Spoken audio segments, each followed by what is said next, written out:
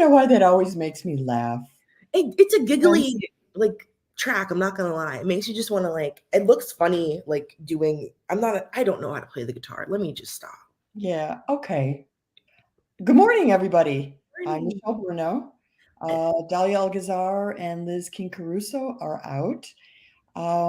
So it's just me and you, Soraya, which is unusual because usually Dahlia is here to fill in the pregnant pauses, let's just say, of our discussion. But this is it. It's me now. And thank you so much for joining us on Cut the Shit, Cue the Genius.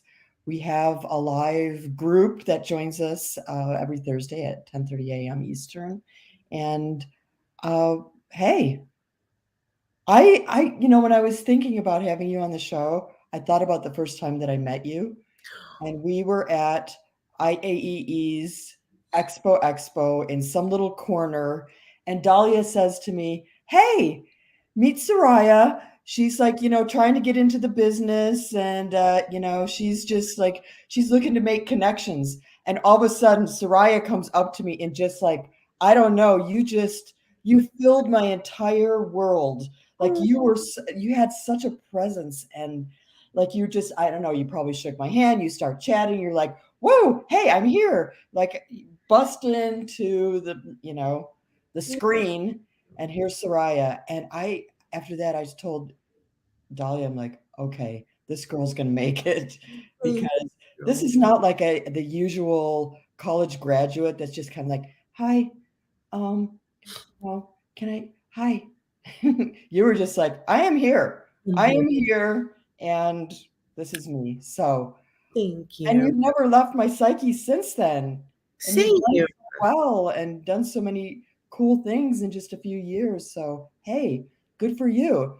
But we're here to talk about social media. And I wanted to ask you, first of all, how is it that you come to this topic? What do you do? How did you get here? Why do you have these opinions? For sure. I love that question. So going back to like how we met too, I was thrown into this industry, had not a clue what the events world was. I thought it was like only wedding planning. And then I met the wonderful Dalia Algazar, and she threw me on a stage one day, literally the day we met, and was like, you're going to go on stage and talk about social media. And I was like, oh, that's great. As a fresh grad, yes, I do know like the ideology of social because I didn't actually go to school for it, but had to go on a stage, and it kind of perpetuates itself from there. I just kind of like went from there, which is absolutely insane. And people actually cared what I had to say. And then the things I actually said actually worked. And I'm like, whoa, look at that. She does know something. So since then, I have worked with so many clients throughout the years, mentoring them on social media and digital media practices, actually helping them to execute and make real impact and change, helping them with their growth and getting all of their revenue, which is what we all want at the end of the day. I'm a big numbers girl. I'm a big revenue person. I don't like to waste my time. I don't like to waste your time. So that's like my biggest thing. I talk about social media every single day. If you follow me on any of my social channels, because I'm on all of them, surprisingly. Mm-hmm. Yeah, it's just my thing. I love it. So that's how I'm able to talk about it. Okay, so you have this sort of theory that social media is going to hell in a handbasket right now, as you say. And so what makes you say that? Like what's happening? What's the social Mageddon? So I use that not loosely, but in the past 3 months, I feel that social media has gone up in flames. And I mean that in a lot of different ways.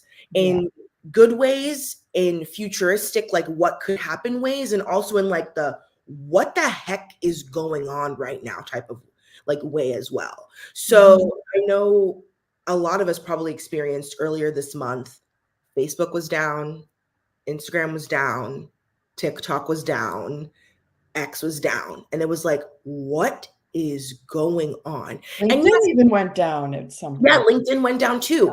Everybody, like silent for a moment, which was so odd. So as a social media manager, I definitely felt that working with all different platforms, being like, what is going on?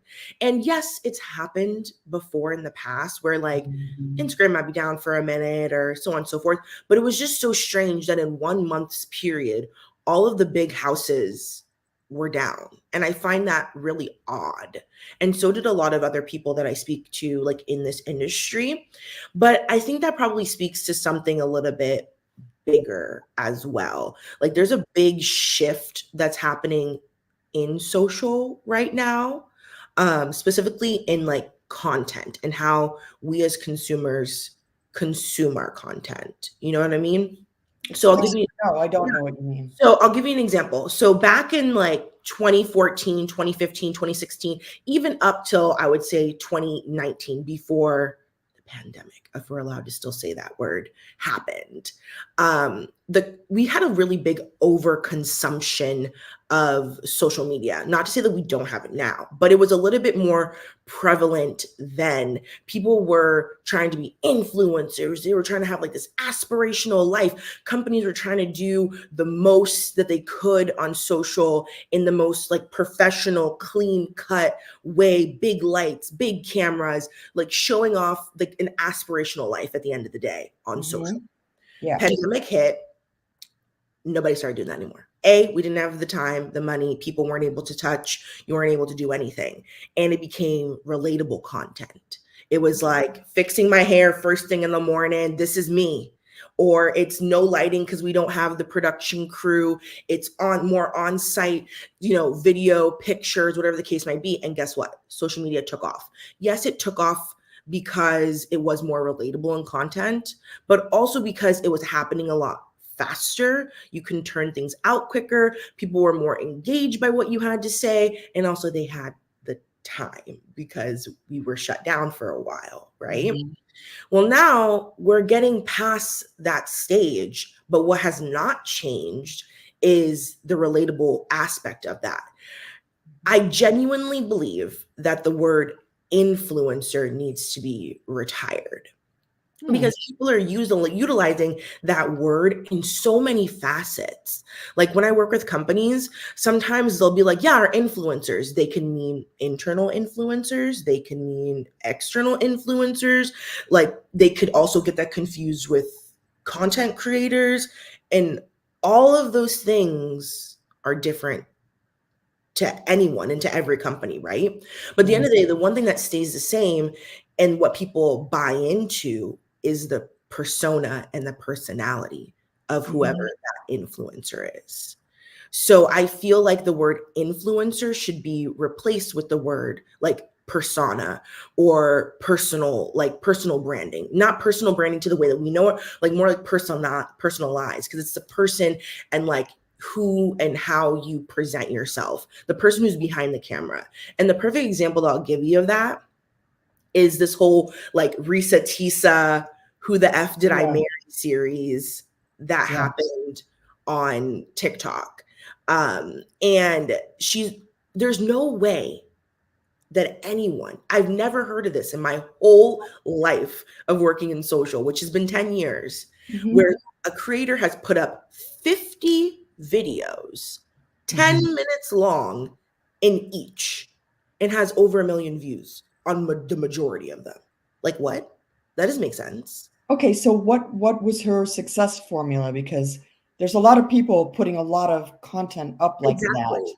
But is it just like her thing was really relatable? Like we all know a man that's an a-hole. I 100%. But also she was a really good storyteller. She came on after like all of this was said and done, was like, this wasn't meant for me to like be the next whatever. I was just trying to heal from my trauma because I haven't been able to talk to anybody about it. That was her whole reasoning for doing it. But what she didn't realize is that the way that she presented her story was, yes, realistic and relatable. When I mean realistic is not that, yeah, we all know an a-hole, but the girl was making videos like with her bonnet and her hair driving to work. She was on her lunch break at work. Like you kind of felt that you were on FaceTime with a friend. Yeah. Versus being spoken at by a company.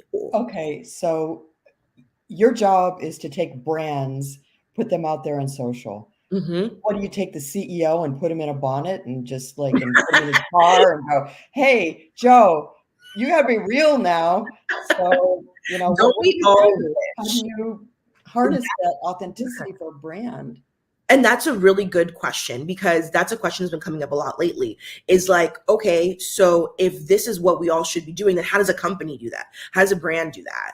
Yeah. But I think that's kind of the wrong question. The wrong question is, people are saying, okay, well, this is the hottest thing on TikTok. Like, how do we emulate that? How do we do that? Or they're doing this on Facebook. How do we do that?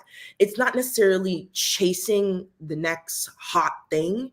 It's more of realizing, do you have your core DNA of your storytelling and your brand down?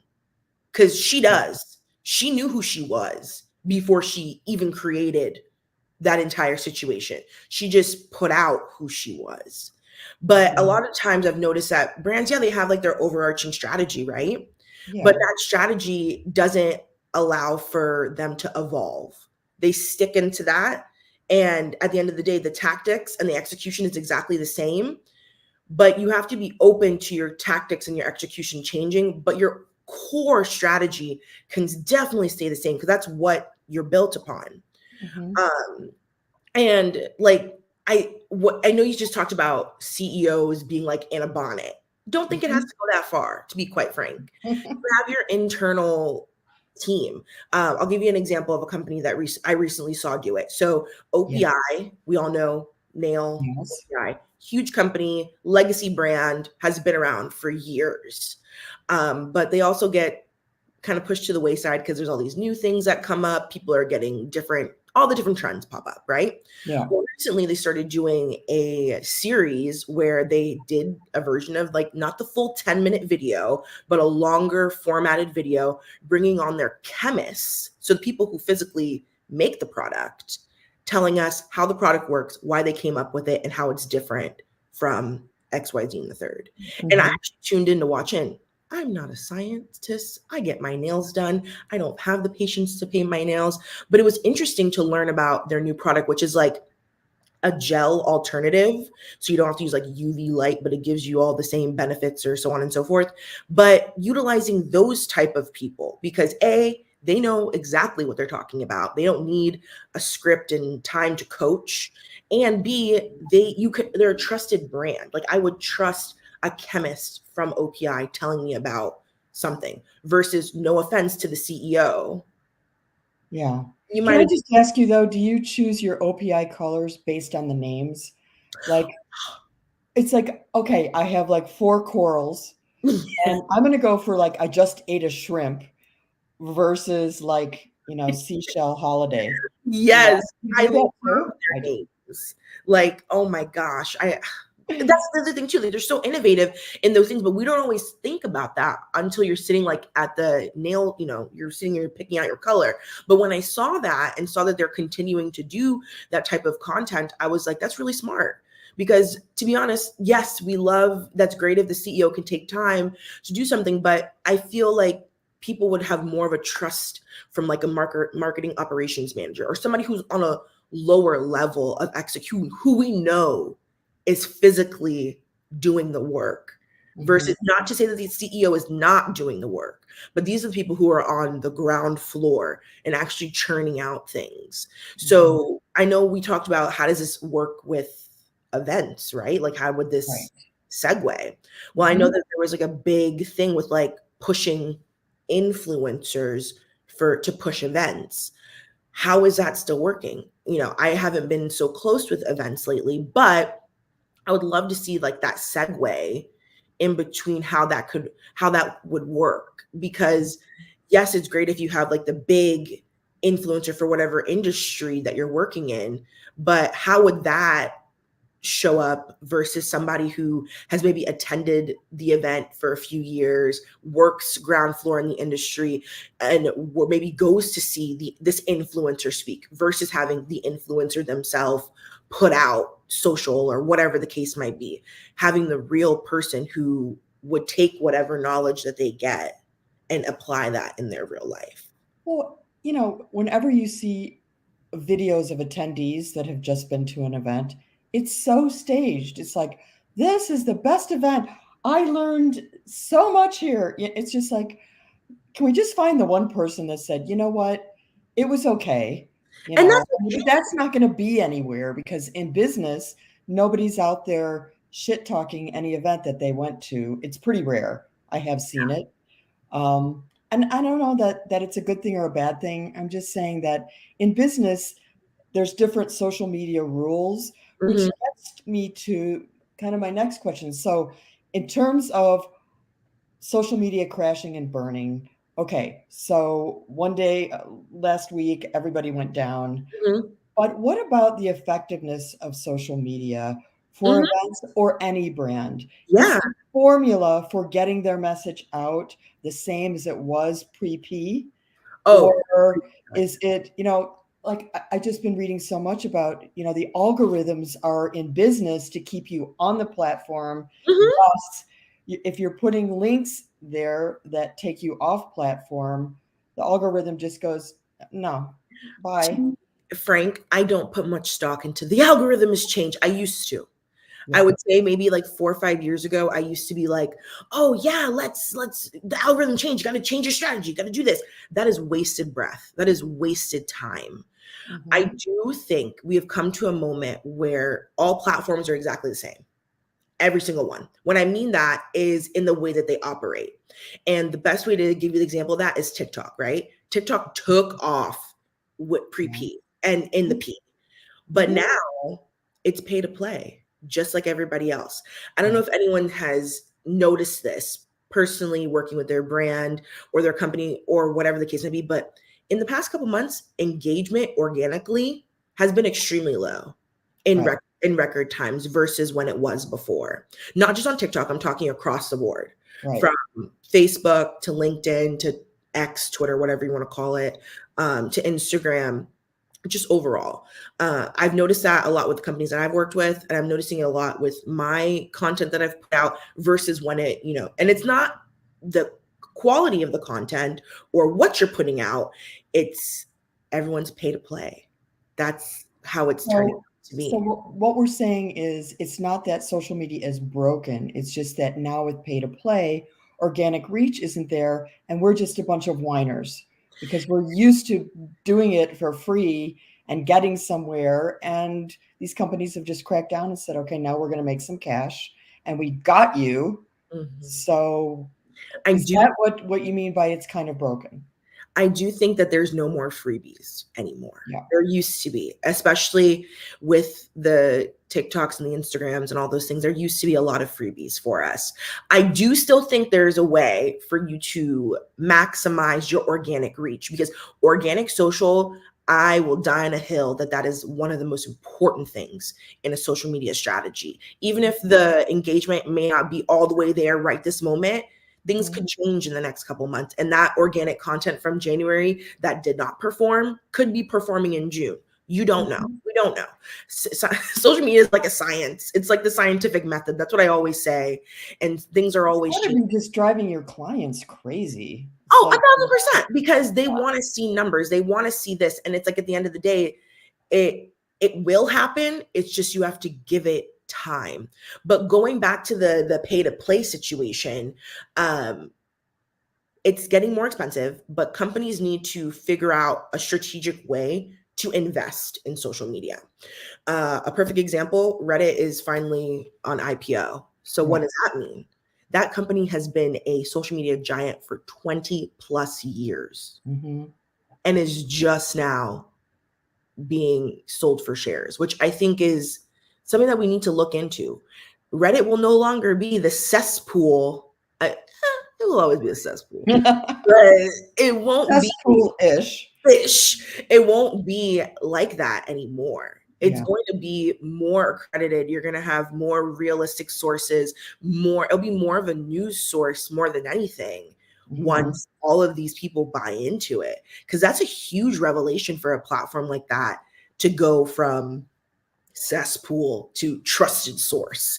I have never once said that about Reddit, that it is a trusted I source. just think Alex and, Serena is just like, hey, mama's got to eat. So Exactly. let's IPO this thing and Exactly. Well, let the new owners worry about it. big facts. Well, last year they actually saw their biggest year in revenue, and it was all from brand advertisement.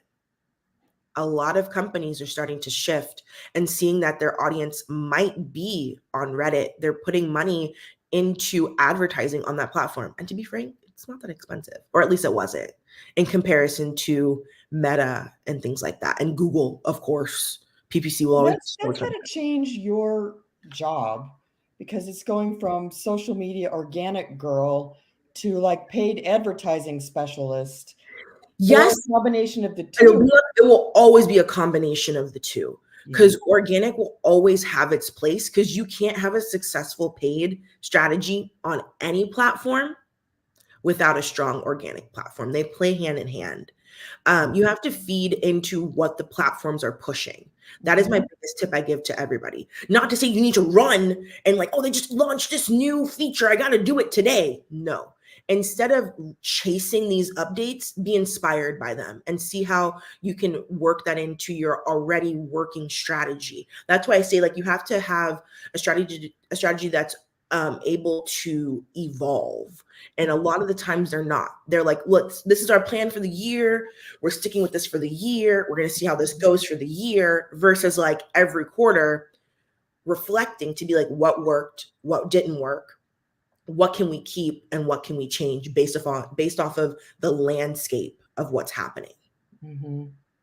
Makes me think of that Oreo ad at the Super Bowl the one year. Maybe this was before your time when the Super Bowl, like the power went out or something. Oh no. They're like tweeting away and they got so much, attention for being spontaneous in Yep. that way. And it was probably just someone like a Soraya sitting in a closet office like the rest of us that went, I'm just going to get a little, cheeky right Exactly. now. I mean, that wasn't planned. But that's also Um, working too. so is the messaging across paid social and organic social that needs to be consistent, right? Or are they two different animals?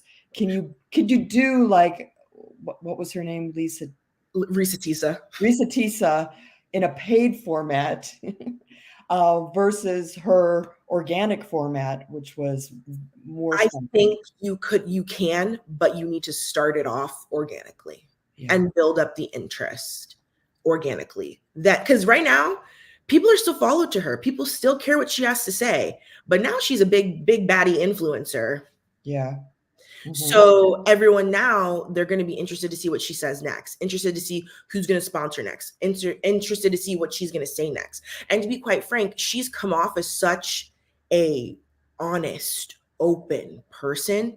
Hmm. If she told me that this product worked, I'd probably believe her and buy it, because she's given that off to America and the world so much already, like giving her true self.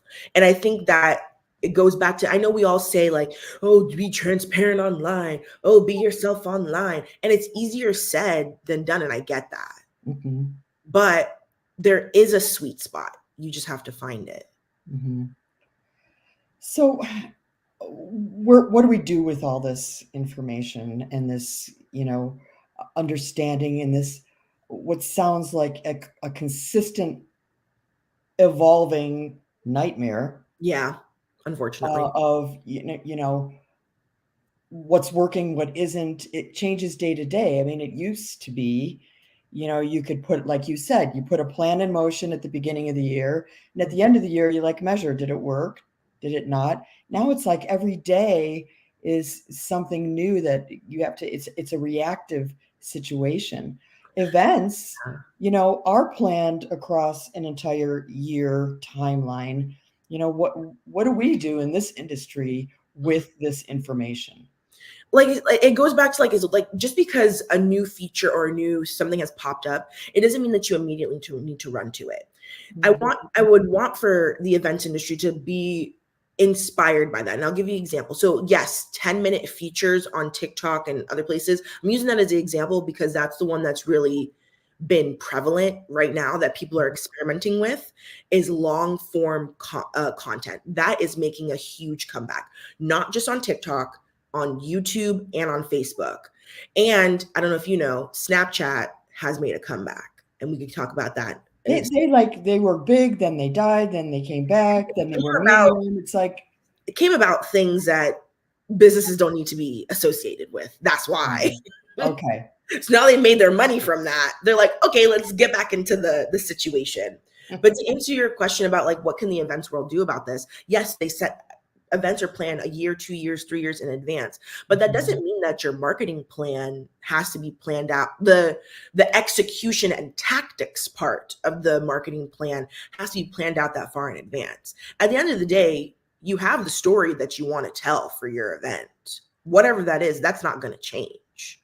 Whatever the DNA of the brand that is putting on the event, that's not going to change. So, but changing how you present that would change. You know, it seems though like the story of every event is the same. The story is always, hey, come and experience our event because we have all of the people and the products and the whatever you need, and it's going to be fun. That's like the same story of every event. How do you make something out of that? And that's funny that you say that, because I do feel like everybody's come into a rut with their content across the board, brands and like personal personas. We've all kind of got into the rut of doing the exact same thing, because the amount of times I've seen that, come and experience, come to our booth. No one cares about that crap. Give me your value proposition. Give me a situation that I deal with as a customer, as an event attendee, into why I would want to come to your event.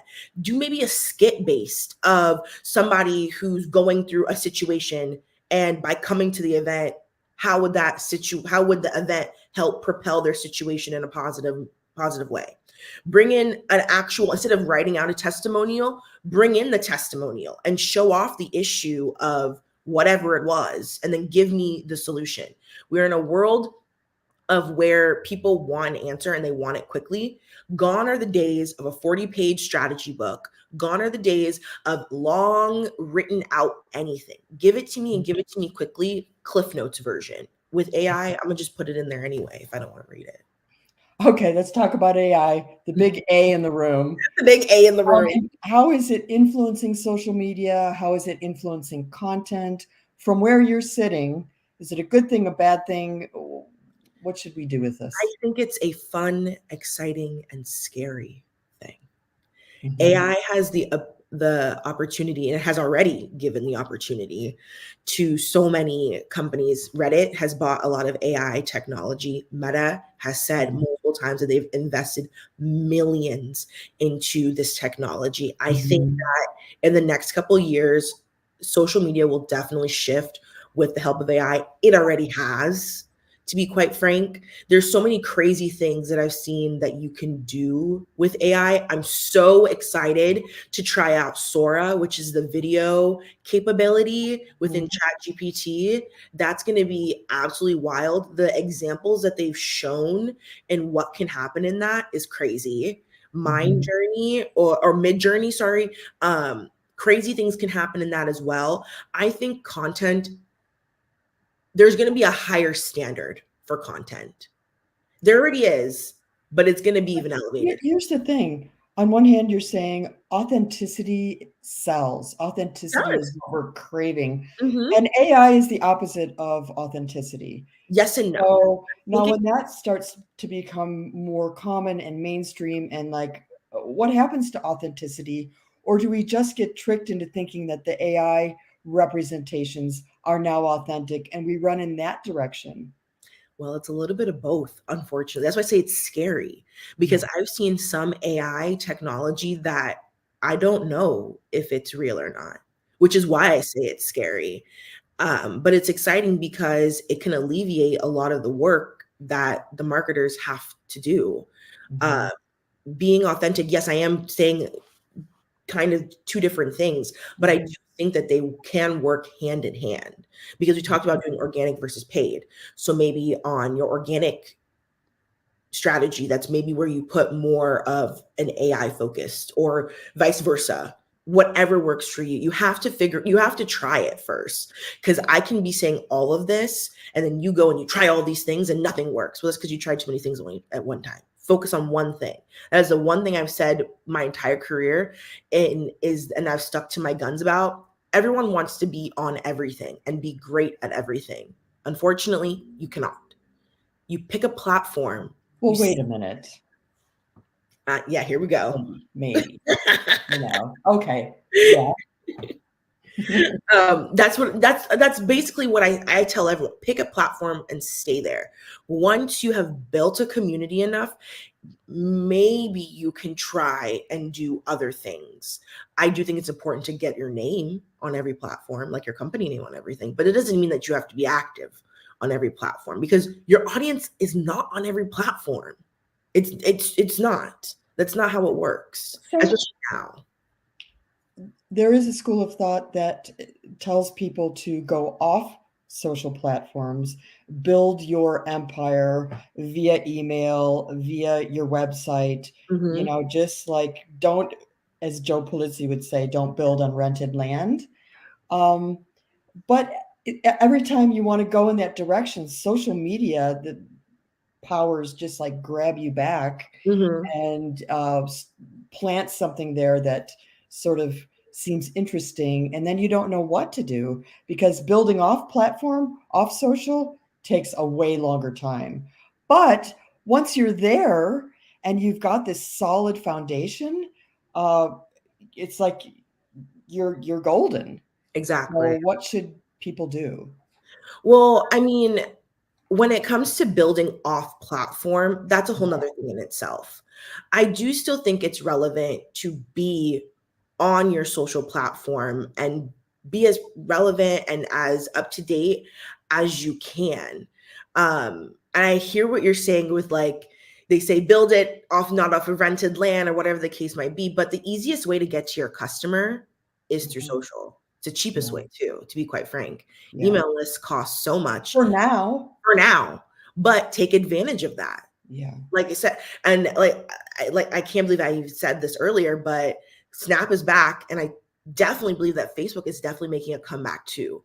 To be honest, there was a good 2-3 years where I did not give a rat's behind about Facebook and the engagement that could come from it. But to be honest, there's been a lot of improvements in that platform as of late, where I'm like, hold on, we might need to rethink how we use Facebook, because engagement on users has always been high, but it dropped. And now it's actually getting higher again. It could be because of the whole TikTok ban situation. People are running to other platforms or what have you. But there has been trends to show that people are gravitating towards Facebook. I don't know why, but see, look, because right there. how many reels of 3-year-olds ballroom dancing can one person watch? That's what I'm saying. Well, and the other reason why I think they're getting more traffic, that you say reels, is because Instagram and Facebook are pushing reels so much. So that's why I said earlier in our chat, when you go towards the things that the platforms are pushing, you have more of a leeway to get on top. When Risa Tisa started doing she didn't know this. Like she said, she was never a marketer. That was not her thing. If you go through any of her other videos prior to this huge blow up, had nothing to do with any of this. She wasn't trying to be anyone. It just happened that way. But she did take advantage of this 10-minute feature that TikTok is really pushing right now. They want people to do long form content. Same thing is happening on Facebook and Instagram. Reels is hot right now. If you utilize Reels properly, that can be a way to grow on your Instagram. But at the end of the day, it's consistency on all of these platforms. That's what they want. They want you to keep coming back. So before I let you go, we got to talk about LinkedIn, what LinkedIn has become. It's almost like the business version of TikTok and Facebook and X all rolled in together. And where the big controversy with social media in general was, look what it's done to our young women and self-esteem and stuff like that. I feel like that's happening in business. When I go on there to just find out information or follow someone, and I see that there's like this 500-word essay on, something, I feel like I can't keep up with this. Is this a Yeah. full-time job for people? What is going on with LinkedIn, and how can we leverage that, or should we, in business? Is it Well, just turning into the same thing as Facebook? it's going to turn into the same thing, but I think on a different level. Mhm. People are being more personal on LinkedIn. I do think that is coming at a bonus because LinkedIn was often seen for years and it still is seen by a lot of people as a place that people go to find a job, which it's not. Yeah. LinkedIn is way more than that. So to be Mhm. honest, I do think that this little shift can kind of break down the idea that people had of LinkedIn to make it be what it's always wanted to be and be seen as a professional network where if Mhm. you wanted to go for work related information, career information, this is a place to go. I think it's funny that you bring that up though, because LinkedIn has been dabbling in the influencer market. Yeah. They actually have a lot of people that they've brought under them to do like ads for LinkedIn. But to Mhm. be honest, I've actually been watching them more than I would like on an Instagram or TikTok. I usually see an ad and I swipe Mhm. out, I don't care about that. But I actually been watching the ones on here recently because it's relatable content. Like there was a gentleman, he got big on TikTok and he's now everywhere. His handle, I think it's corporate baddie or something like that. And he has a whole bunch of great information on LinkedIn about like the job market, what people are doing, resume information, what you can do to, up level yourself as a professional, and their ads from LinkedIn. Like they're paid sponsorships, but it's information that we would care about Hmm. that LinkedIn wants to push. So I think that's going to be really interesting this year to see the LinkedIn creator, the LinkedIn influencer really pop up more than anything because of all of the different features that LinkedIn has put in. Mhm. You should just educate around LinkedIn. I love I know you speak and do all of these things to, help us lesser beings understand what's going on with social media, but I think maybe LinkedIn is probably going to be uh, just even more important than it always has. But anyway, there was a whole conversation going on, but I was so into what you were saying. I kept thinking, when's Mr. Lisa Tisa or whatever, Risa Tisa coming on to give his side of the story? Oh, he did. Did he? He's Oh, probably like moved to another no, country. no. He's trying to make money off of it. It's quite interesting, if Of I'm being course. Of honest. course. Yeah. You know. Anyway, yeah, okay. So when you watch this replay, you got to just read this whole thing that was Oh, done. yes. Thank you so much to Marissa and Michael and Leanne and Rachel and Rin and all of our regulars that come in every week. And now they love you as we love you. If you don't know Soraya, you better start following her. How do we follow you? Yeah, I'm Soraya Janae on all platforms. LinkedIn, it's Soraya Herbert, which is my government name. So that is me everywhere. But if you can find me on all platforms. Soraya Janae. And Soraya Janae, thank you so much. Our geniuses appreciate you. I love you. Dahlia adores you. Perfect. You are going to do great things, let me just say, in your career. And I'm so glad that I was there at the beginning. So don't forget about the little people. The little people, don't, use us as your, well, okay, you can use me as your stepping stone. That's fine. Anyway, Never. love you so much. And we will see you around. Yes, thank you so much for having me on. Thank you guys to everyone who chimed in the comments. I'll reply to some of those post show. Sounds great.